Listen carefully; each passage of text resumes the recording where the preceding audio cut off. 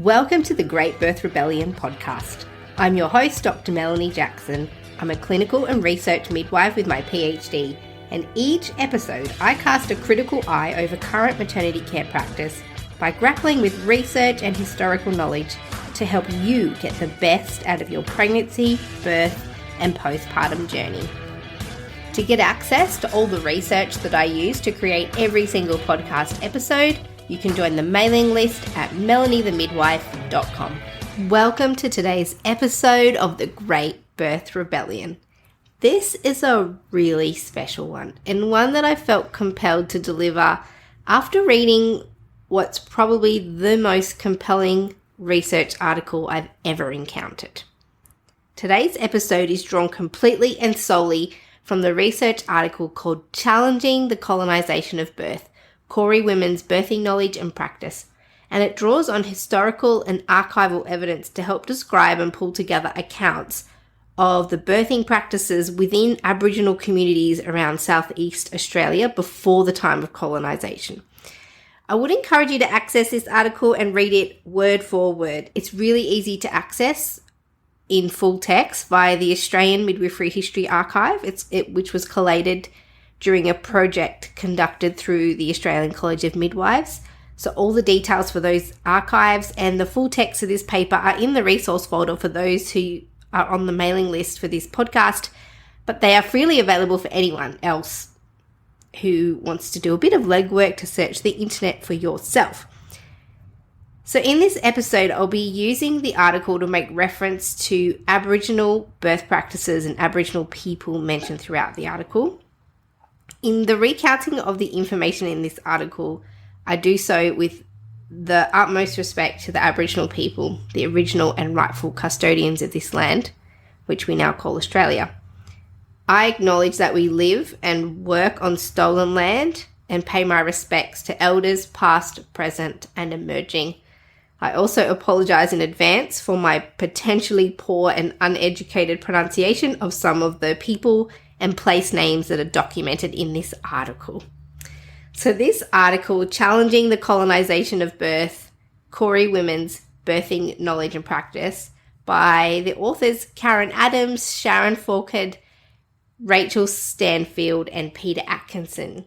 It accessed various archived resources that the authors have discovered, researched, collated, and used to generate an account of Koori women's birthing knowledge and practices, and they were able to describe some of what they discovered in this paper and explain the practice and wisdom surrounding Aboriginal birth practices both before and after colonisation. And prior to this article, which was written in 2018, archive materials had never been collated, and so access to this information was poor, and this paper allows access to the collated archival material on Aboriginal women's birthing knowledge and practice.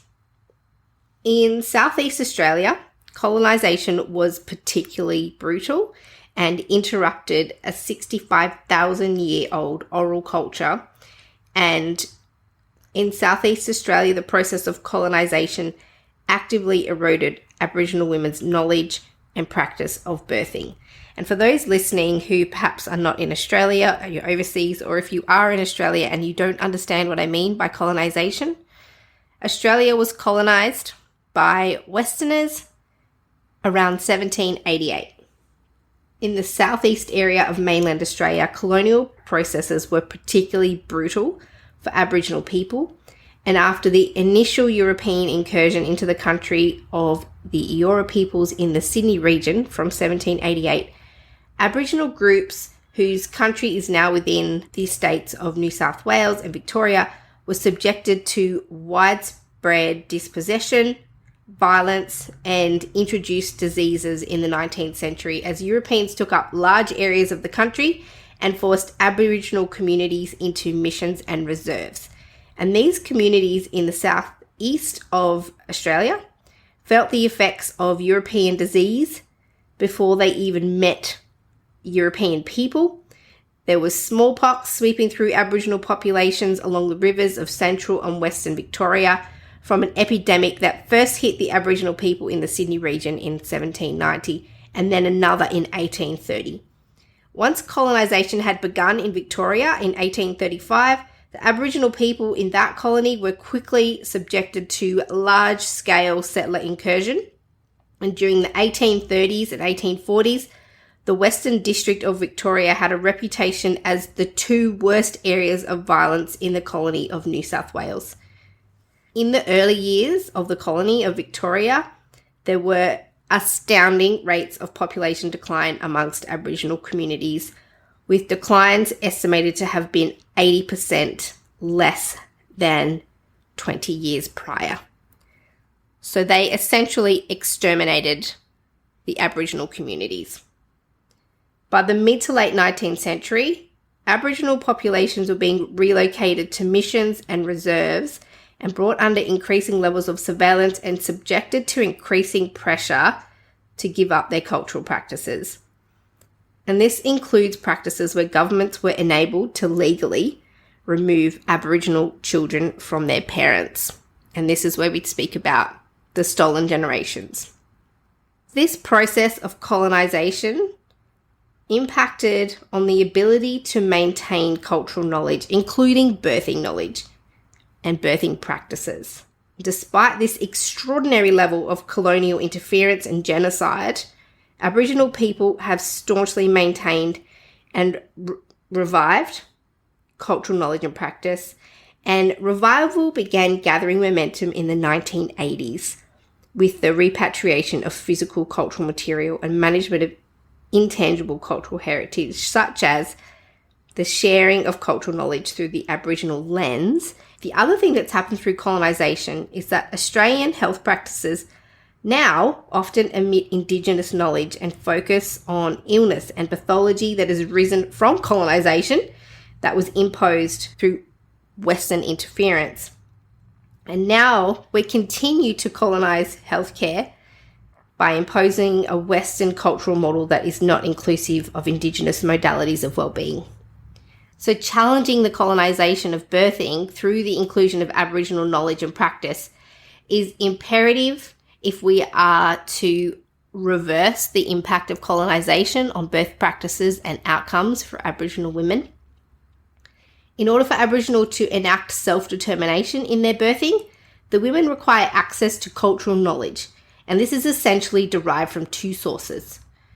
Knowledge and practice retained in families, so this oral tradition, and information contained in institutions. So the aim of this particular research was to collate material on Aboriginal women's birthing knowledge and practice via an archival search for artefacts containing this kind of knowledge pertaining to birth practices. And in the paper, the authors describe the process that they went through in order to collate, collect, and discover these archival resources. It's quite extensive, and I can really appreciate from this paper that they went to painstaking efforts and detail to gather as much as they possibly could. I encourage you to read that section of the paper where they really detail all the efforts and attention that was given to the collection of this archival material. Physical visits were made by one of the authors to public cultural sites, including places like birthing trees, the birthing cave, the Mildura Welcome Baby to Country ceremony, and the Watha Yurong Aboriginal Cooperative Women's Tranquility Garden. And the analysis of the artefact materials occurred with a yarning research method. And this is a research method that supports Indigenous ways of being and assists to decolonise and reposition and support Indigenous knowledge. The authors employed collaborative yarning involving reflection and deep discussion to explore and understand the meaning of artefacts that were collated. For instance, birthing trees were frequently described as places that connected mothers, babies, and community to country. There's this description of a birthing tree in Wollongong, and the quote in the article says, "The big tree at Fig Tree was a birthing tree. We used to be taken there, Muriel, Dido, and myself. We were never allowed to climb up there. Queen Emma Timbury had lots and lots of children, and quite a few of her children were born there. And quite a few of the children that came just before us, 1937, were born there as well. No man would ever go there. the tree that was at Fig Tree that's dead and gone now. There were several birthing trees, and after the baby was born, sometimes the placenta was taken home and buried under a wattle tree that became part of the person's dreaming.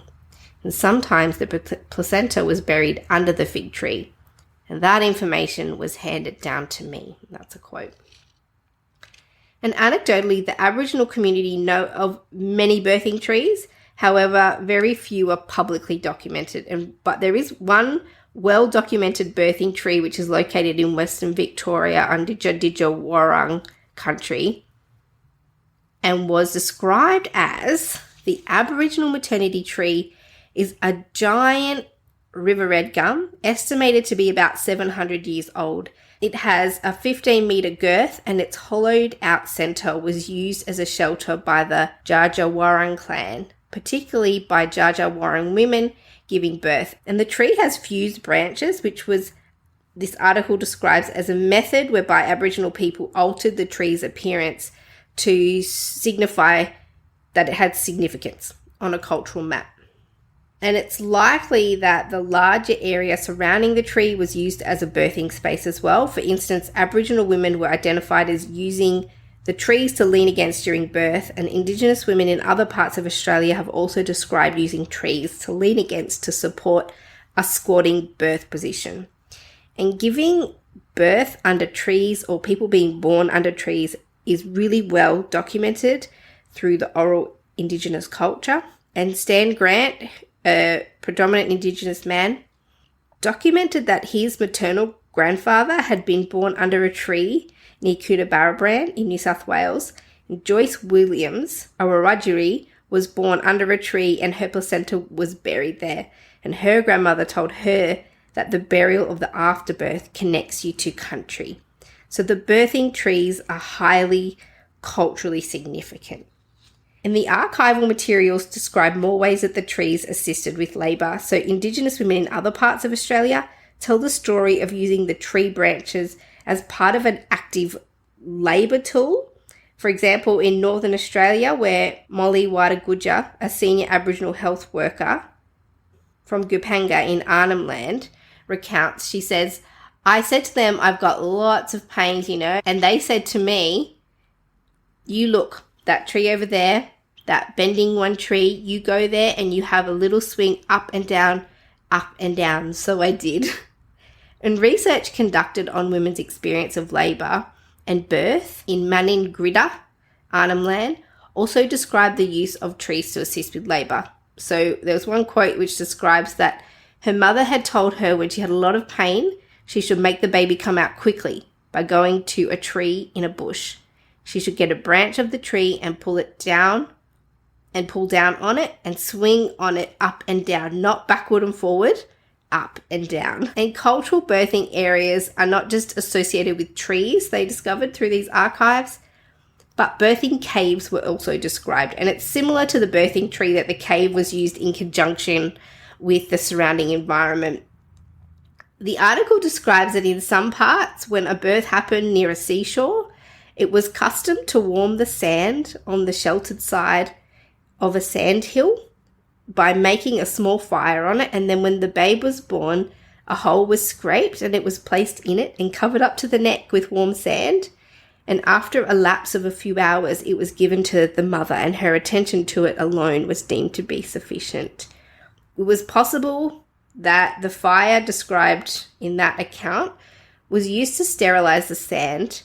It assisted to warm the baby and also seal the umbilical cord, which was a practice that was described also in Central Australia.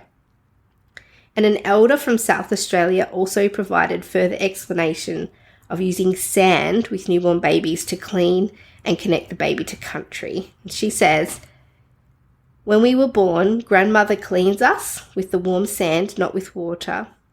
We're cleaned by warm sand, and we're still doing this today. And through this research, it was clear that these places and the conceptual idea of these birthing places continue to connect people to country. In the archives, they also found accounts from Aboriginal women who outlined labour practices and how they provided comfort and prepared a hole in the ground. Jilpia Napaljari Jones describes how her mother's generation gave birth in the Kimberley area in Western Australia. She says, "In my mother's time, birthing was carried out in one's own country with all the rituals and traditions such as squatting over a prepared hole in the ground covered with soft grass and leaves, as well as soft red sand. The female midwives, such as my grandmothers and other designated women, attended to give physical and emotional support such as holding and massage, and this relieved the discomfort of labour. More particularly, it removed fear, and fear is responsible for so many prolonged and complicated labours."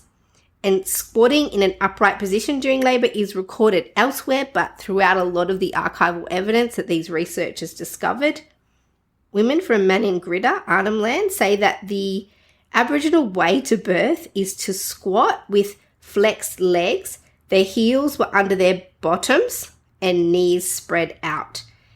These women said that it was better for the baby to come out straight down, and in this position, women don't feel as vulnerable compared to laying on their back.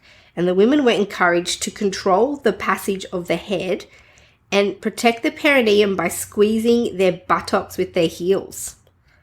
And the archival artifacts also contain material about the care of babies immediately after birth, particularly temperature management as part of the holistic care of the woman and the baby. So as they mentioned earlier, sand was used to clean, warm, and connect the baby to country. And babies were described as being laid in soft, dry grass or wrapped in possum skins. And prior to colonisation, every Aboriginal person had a garment made from possum skins. And these had not been made for hundreds of years until the 1990s, when the method for making these was revived. And there is one maker of these, Mari Clark, describes how possum skin garments connected a person from birth to country and community, and that every Aboriginal person in Southeast Australia would have had a cloak because of the climate down here. You get one as a little baby, and as you grow, the cloak grows with you. And it would have traditional markings of your clan, your family, and who you were. It's almost like an autobiography, having this cloak. And that was a cultural tradition and practice that was lost through the process of colonisation and has recently been revived. In addition to this, the mothers after birth were described as being well cared for, provided food, water, fire, and warmth.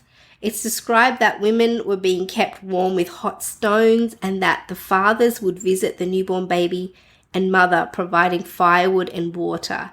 And in addition, the Aboriginal women from the Northern Territory describe the mother and baby being smoked or steamed after the birth. And it's been described as a practice widely done by Aboriginal women. And this article quotes that there is a remarkable similarity of postnatal technique in areas ranging from Cape York and Arnhem Land to the McDonald Ranges in Central Australia. The leaves and plants may vary, but the procedure doesn't alter much. A pit is dug and the medicinal steam producing leaves are placed over a small fire inside. When the fire subsides, the green plants give off a great deal of steam, and the woman who's just given birth is hoisted over the steam by her relatives and squats or sits over the pit so that the steam goes right into her body. The northeast Arnhem Land and steam bath is produced by placing taki rushes or the bark of a stringy bark trees over the fire. And the bark from some plants and other parts of plants are thought to sterilize and cleanse the women with a cleansing medicinal steam used after childbirth.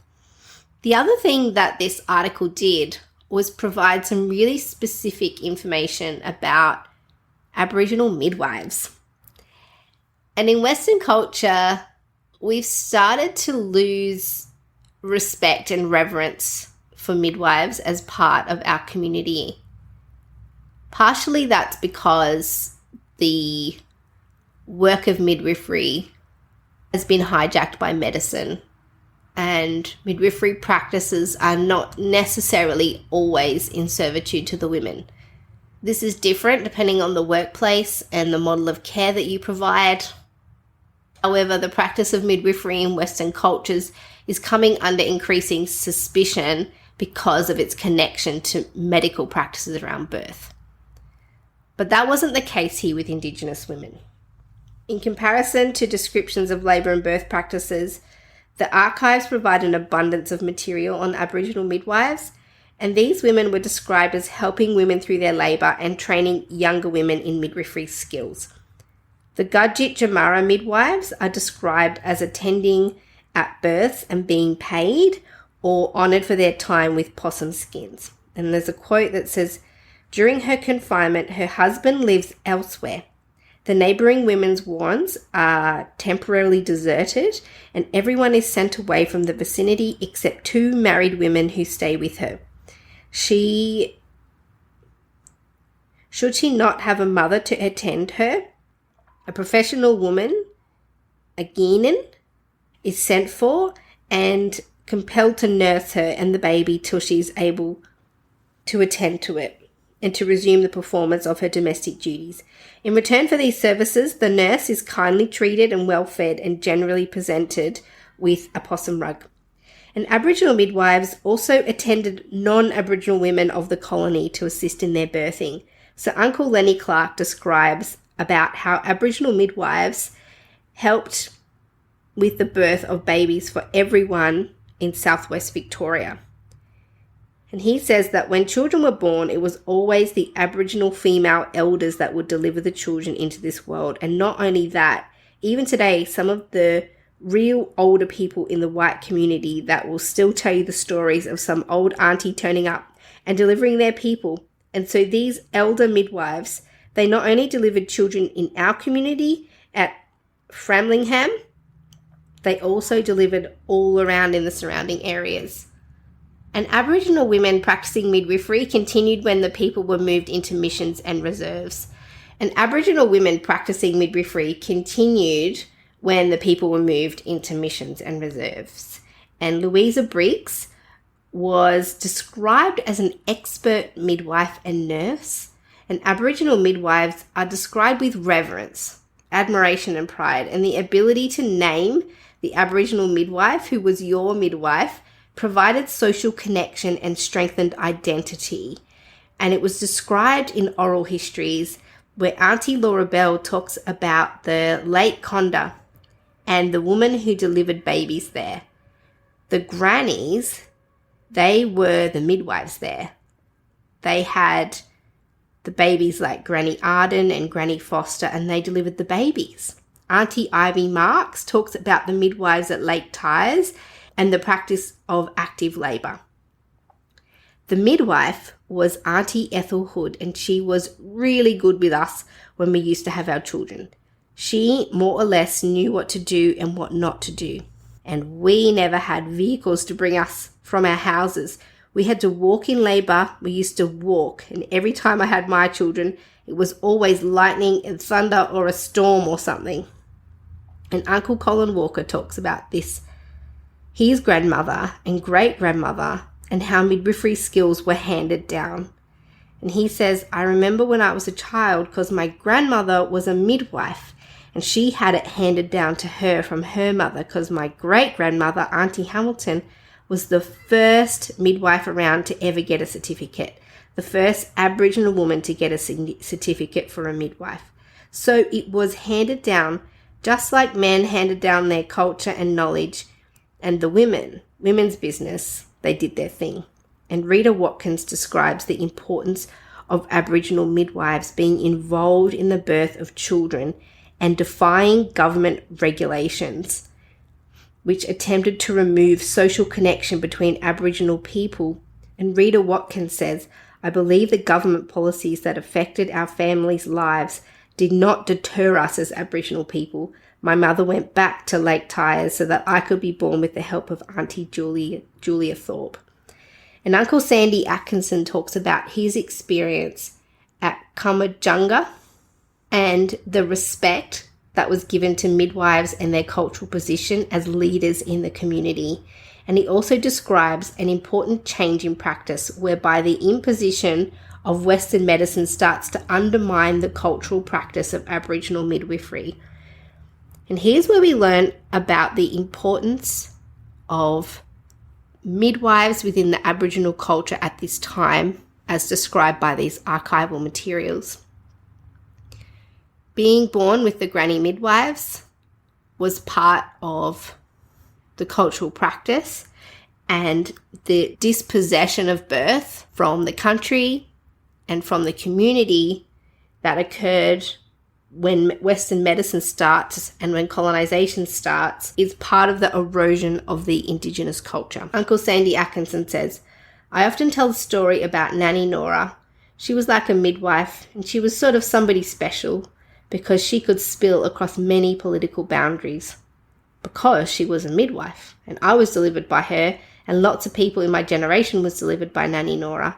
So you could put her in that same category too, because she would be able to front up to the manager who would have looked after her as well.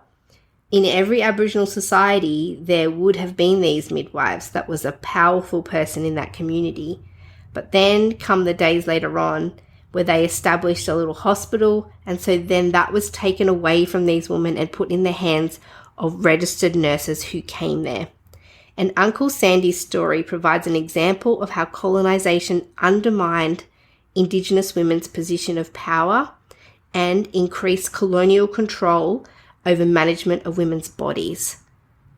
So the displacement of Indigenous midwives was part of a colonising practice to destroy Aboriginal culture, because this article connects Aboriginal midwives to Aboriginal birthing women and land. This collection of archival material provides insight into strong, vibrant and sophisticated Aboriginal birthing knowledge and practice that potentially all women could benefit from. There is a great opportunity for birth-related spaces to be reimagined to include these practices, and the inclusion of Aboriginal birthing knowledge and practice is an opportunity to have an authentic birth model that can empower all women and babies to have strong birthing and connection to country. There are Aboriginal families fortunate enough to birth on their ancestral country, which is crucial for strong and vibrant culture. However, many Aboriginal women no longer have the privilege to birth on country, and for non-Aboriginal women who have migrated to Australia, there is an opportunity for Aboriginal birthing knowledge to provide connection and meaning for these families to Australia's ancient cultural history and identity. Now, this article describes that cultural revitalisation of birthing practices is a two-way process. Firstly, it requires Aboriginal women to be empowered to have access to Aboriginal birthing knowledge and practice. And these women also need access to an understanding of cultural birthing sites such as caves and trees. And these highly respected and significant places of importance deserve great care and appropriate interpretation. And secondly, cultural revitalisation requires non-Aboriginal people to embrace Aboriginal birth knowledge and practice, and to provide space for this and support implementation.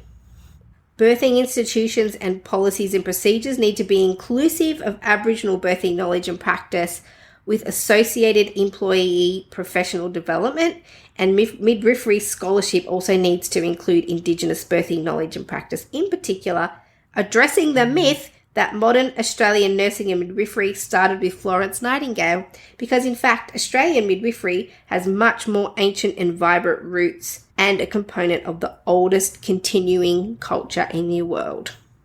I can't recommend this article enough to anybody who's interested in learning about the colonisation of birth and challenging it. And I want to honour the authors of this paper who have gone to painstaking detail to collect and collate these archives and bring this information into a format that's accessible for everybody. To get free access to all the research that's used to create each podcast episode, you can join the mailing list at melaniethemidwife.com, or you can join our members hub and financially support the work of this podcast. In the hub, you can ask me questions, and premium members get access to a monthly Q&A episode where I answer listener questions. You'll also get episode transcripts and additional resources for each podcast episode. All the details are in the show notes.